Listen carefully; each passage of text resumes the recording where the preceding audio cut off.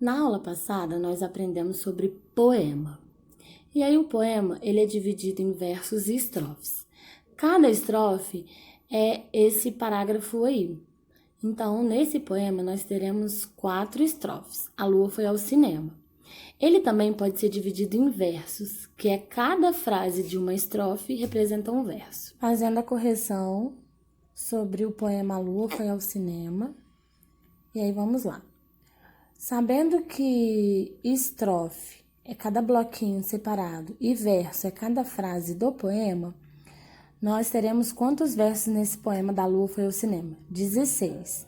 Nós teremos 4 estrofes. Esse poema fala sobre o quê? Fala sobre uma estrela que não tinha namorado. Qual foi a reação da Lua? O que ela estava insistindo para acontecer? A Lua ficou muito triste, né, pela estrela e ficou querendo que amanhecesse logo. No dia 17, a tia passou uma atividade de ciências do livro. E é uma revisão de tudo que nós já vimos. Então, só vamos recapitular. Aqui a gente precisa ler o trecho desse poema abaixo. Lá em cima daquela serra sai sol toda manhã. Parece que anda o dia inteiro para se esconder no anoitecer. Que movimento da terra pode ser relacionado a esse trecho do poema? É o de rotação, já que ele anda o dia inteiro e anoitece. E no outro dia amanhece, no outro dia anoitece, é a mesma coisa. A respeito do movimento que você citou no item A, responda os itens abaixo. Qual é a principal consequência desse movimento? É a ocorrência dos dias e da noite. Qual é o tempo aproximado de duração desse movimento? Ele dura cerca de 24 horas. E o movimento que representa melhor é esse, porque se ele for dar volta ao redor do Sol, ele não é rotação mais, ele é translação. Então, a resposta correta. Na página 219, nós temos as camadas da Terra, que é a crosta terrestre, o manto e o núcleo. Aqui a gente tem uma ilha de Fernando de Noronha.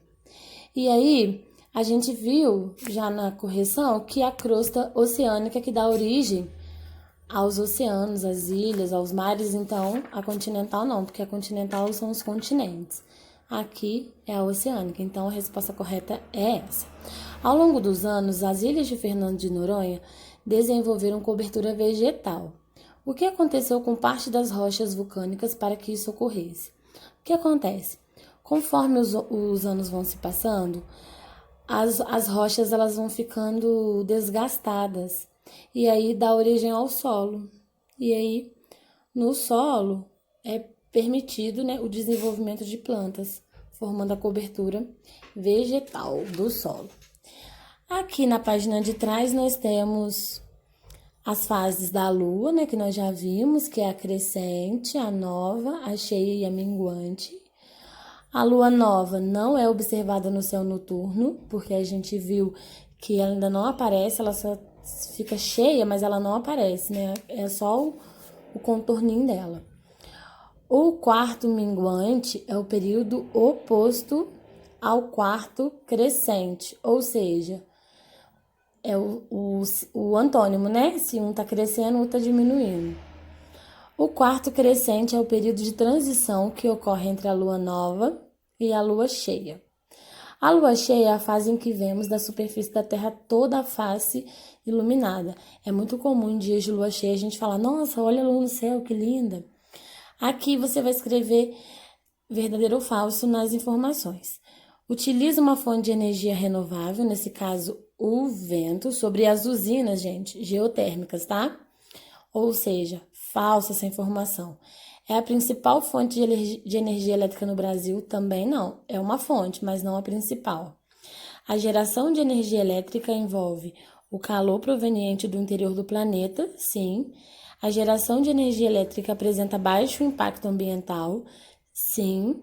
E a energia elétrica é gerada por meio da queima de carvão mineral. Mentira, falso. Aqui nós temos a atividade de matemática. Aqui arredonde para a dezena mais próxima. Para eu arredondar a dezena, eu preciso observar o número da unidade. Se ele for 5 ou maior que 5, eu passo para a dezena da frente. Se ele for menor, eu mantenho na dezena que está. Então, 87, o número da unidade é 7. Então, eu vou para a dezena de 90. 1.269. A unidade é maior que 5, então eu vou para a dezena dos 70. Se eu estava na 69, agora eu vou para 70.